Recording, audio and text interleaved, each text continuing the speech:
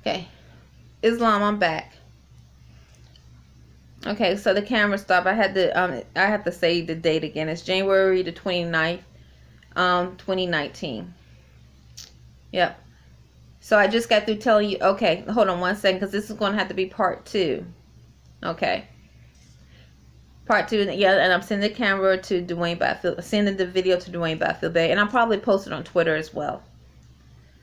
Yep, so I just got through giving testimony, Revelation, according to Revelation chapter 12, verse 11, of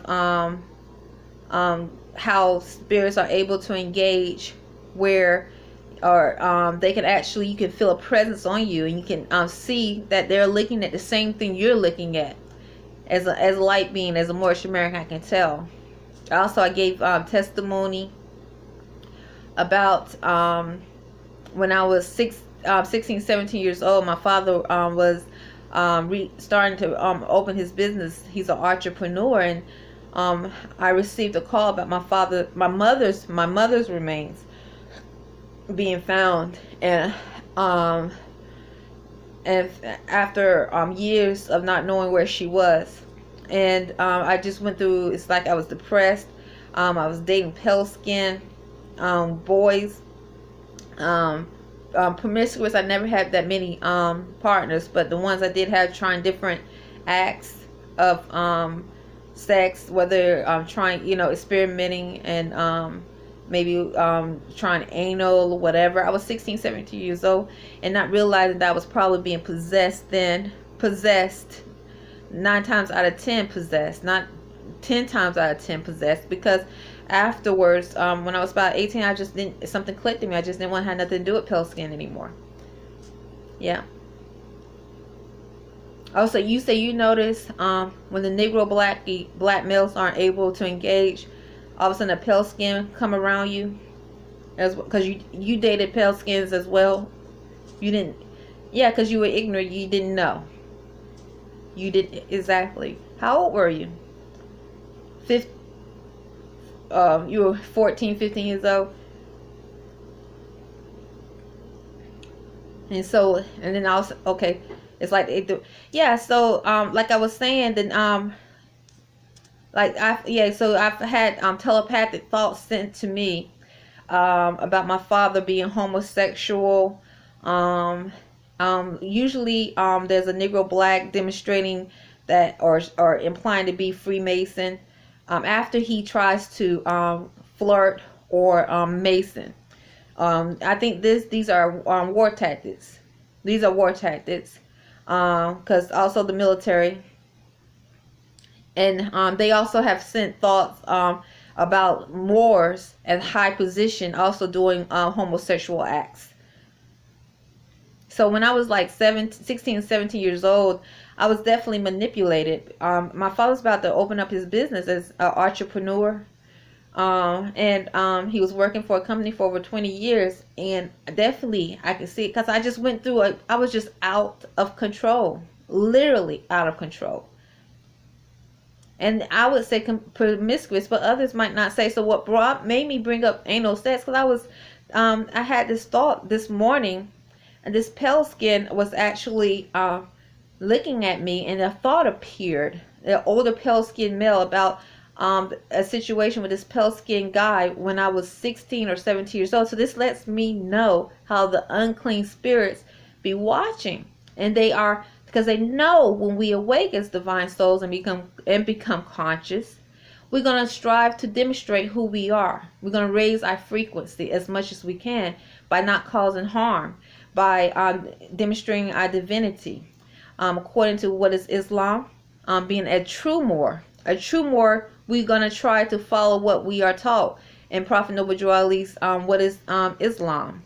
The true follower of Islam is the one who does not cause harm, or try not to cause harm, through their thoughts, words, and deeds. And also speaks of Caveat Emptor, how he prophesies Moors, true Moors, being on a high pinnacle. A high pinnacle.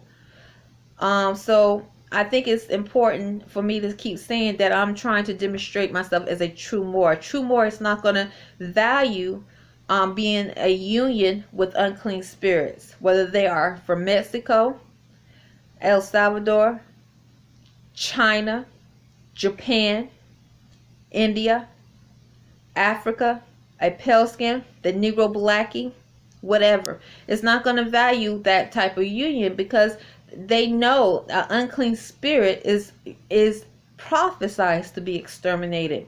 Their time is short and ending. So a true Moor is not going to value a union with it, nor use one of them to cause harm or allow harm to be caused to another Moor for whatever selfish gain they're trying to achieve. A true Moor. So, oh, excuse me, go ahead. So you said you were standing next to the African American female assistant manager, and you said they're okay. Black males are aggressive towards you. I mean, there's a Navy and Army base. Okay, yeah, just like Annapolis, there's a Navy and Army base here too. Yep, and Air Force. I mean, at Burger King, they have a dish with an Air Force symbol on it in front of my restaurant. In front of the register, 2 registers in the front counter. I don't know why it doesn't have Burger King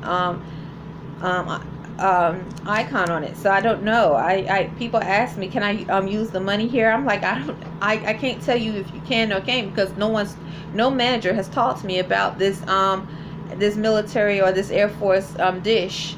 So it doesn't have a Burger King symbol on it, so I don't know. I mean, if it was a part of Burger King, I would think it would have a Burger King symbol, or they would came and told me, said, tell the guests to use this jar when they don't have money.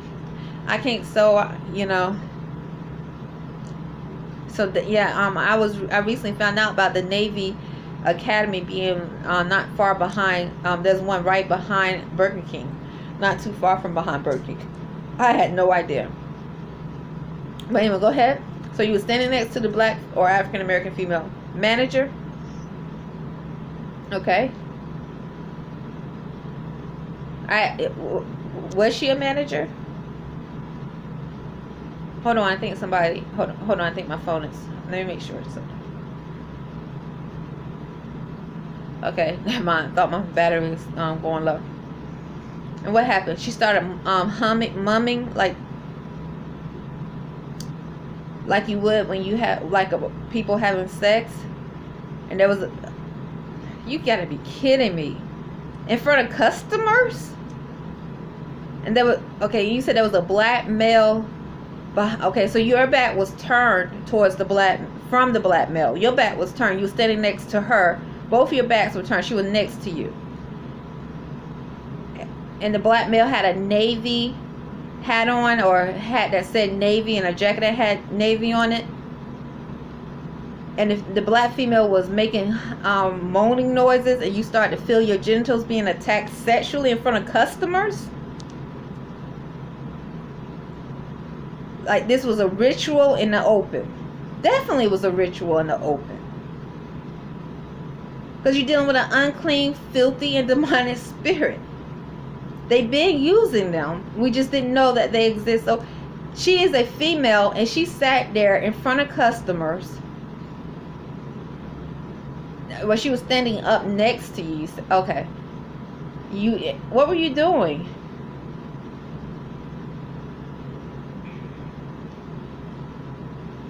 Reading numbers. Okay, you were reading numbers. And you told the cut. Okay, y'all were. Okay, I see. And you had no idea. And all of a sudden she started moaning, like a moaning sound, like someone having sex. And she's done this before, but you just ignored it. And then you had the black male was waiting, pretending to wait with the Navy hat on and the Navy jacket, and your genitals were being attacked.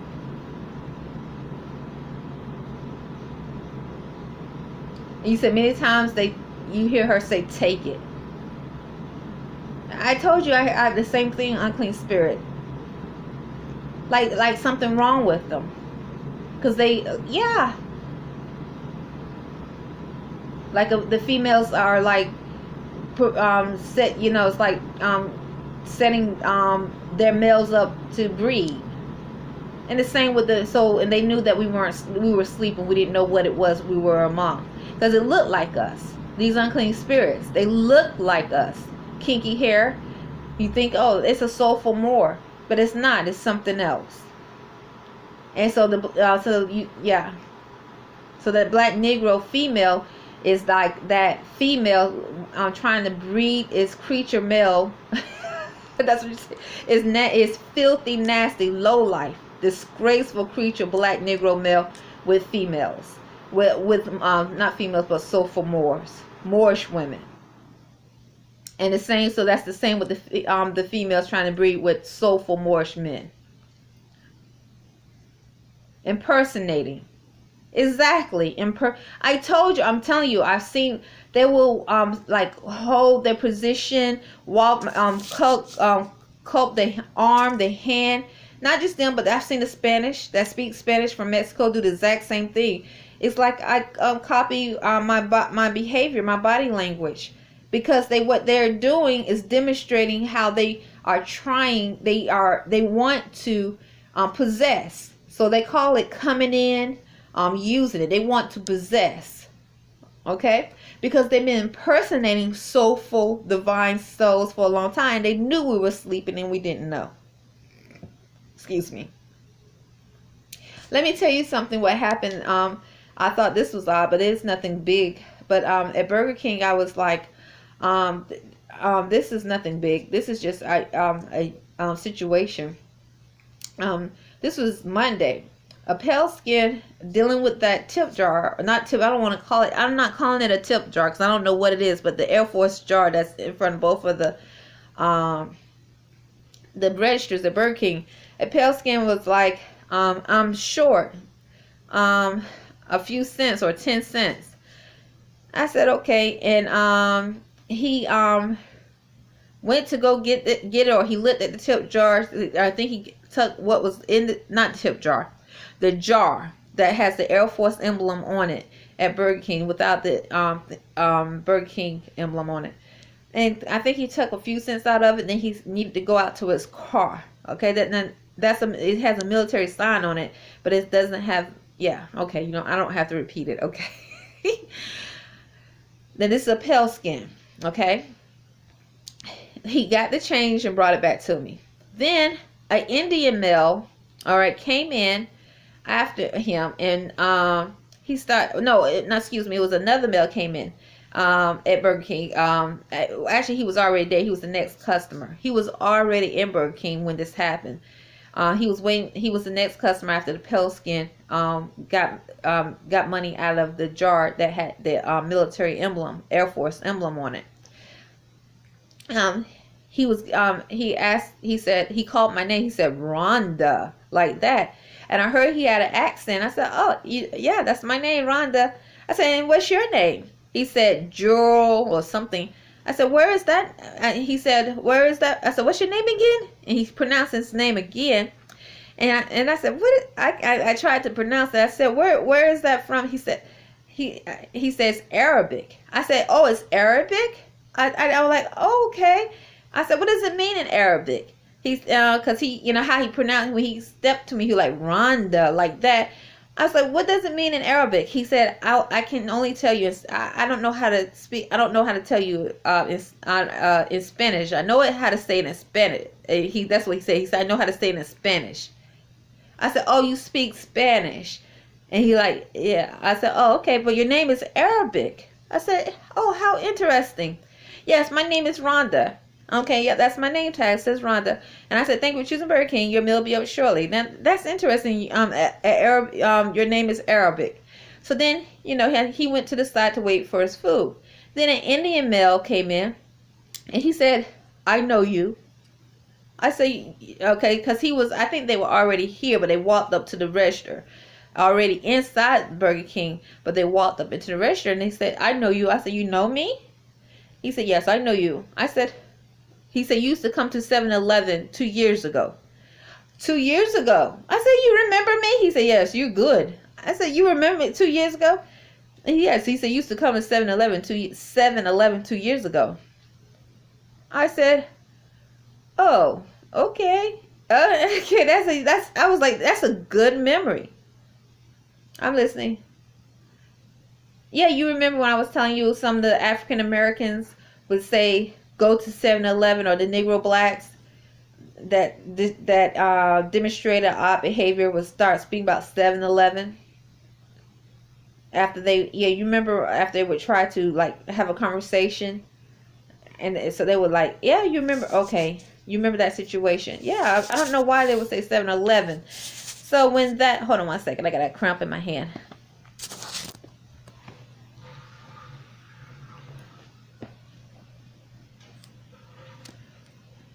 So I was like, go to 7-Eleven. He was like, I mean, not go to 7-Eleven. So I was like, you remember me 2 years ago? I said, I do not remember you, sir. I said, I don't. You. I said, you don't know me though. And he said, yes, I know you. I said, no, you don't. You don't know me. You do not know me. I am not. I mean, but you think I'm good from the 2 years ago from going to 7-Eleven. He like, yes. I said, oh. And then he like, yeah, I know you. I was like, oh, okay. Then this is he said 2 years ago. Then another guy after him that looked without an accent, he looked more Arabic, was beside him, more with maybe Middle Eastern, not from India. And he placed the order. And it was just interesting. Because once again, the pale skinned guy left out. He got money out of the jar that had the military symbol on it. And then the next guy stepped up was this guy who speaks Spanish. He didn't say where he was from, but he said, I don't know it. I only can tell you in Spanish. He says Arabic. And it made me think about the time when Imani and Beye and I would walk from attending Moorish American National Republic, the temple. It'd be like 1:30 in the morning, and we'll walk past these gas stations, whether these gas stations that are owned by Middle Eastern. And I told you I would hear those that speak Spanish loud in the parking lot as we walk by. And I also told you about the time about the group of black people, the Negroes, or they probably, I'm just saying, they, according to constitutional law, will pull over and be like, "Can we help you? Can we help you?" And me and Imani would look at each other and say, "We don't need any help." This is like 1:30 in the morning. We walking back to our room. There was no problem. It was quiet in Annapolis, Maryland. We weren't thinking about. We didn't feel any harm or threats. And then a group of black Negro females and males would come in the car. Can we help you? Can you help you? And I was like, we would say like, no, we're fine. And then shortly after that, a truck that looked old with a chain behind it, with one of those rebel flags that I would see in the South, would start driving around our path as we were walking back to the room. Yeah, the rebel, the rebel flags that they have in the South. Why? Yes, exactly. I was like, why? I was surprised to see that up in Maryland. Yeah. So that was the situation with that. But you really surprised me. So the African American lady stood next to you while your genitals were getting molested, just so the black male can get off in the public. The Negro blackie male can get off in the public, because they were all getting off seeing your as a soulful Moor. So I told you, I've heard them several times brag about how they molest Moors. They brag about it. That's why they send telepathic messages about some Moors in high status being homosexuals. So Islam. Yeah, this is so that's once again going back to being a true Moor. A true Moor, I don't see how they can feel it is righteous to have a union with these unclean spirits, knowing their agenda, how they think ahead, what they have done to try to keep this or implement this form of bondage, because bondage and freedom cannot exist in the same atmosphere. Yep. Just by me telling you about what I experienced when I was 17, 16 years old, 18 years old. That shit right there. And then just the pale skin having knowledge of that thought shows how they place telepathic filth around communities, homes, to either send sharp pains called mental distress, seduce, possess, whatever they can to keep chaos going. Because it's deeper than, it's definitely about amalgamating soulful morals that have the ability to raise their frequency. Because Allah made the earth, the universe, in love, freedom, truth, all these divine attributes, and we are striving to be one with Allah as true Moors. So it shows how they have definitely it's prophecy. Yeah, this is not a mistake. They knew what they were doing. They know what they're doing. These unclean spirits, they know what they're doing. And they know, yes, and they know which Moors that they can depend on, or think they can depend on, that are unclean in spirit. Islam. So that's it. I think that's all I wanted to really tell you about. I'm gonna double check. Hold on 1 second. Because I told you to call me. 1 second.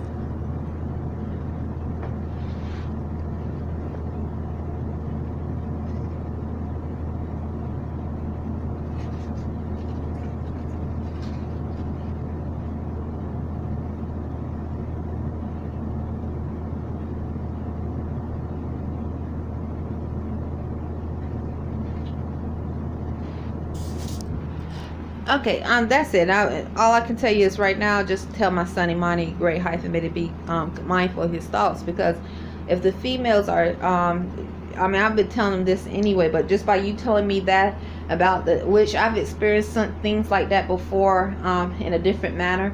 But anyway, just by you saying that, just shows how they know what they are supposed to be doing for their master, breeding, because they know that their frequency cannot be raised. It's not because they think they're going to breed in and raise, and the next generation is going to raise the frequency. It's because they want the frequency to stay low, so this filth can stay stay alive in this same state, because the frequency is low on the earth and the universe.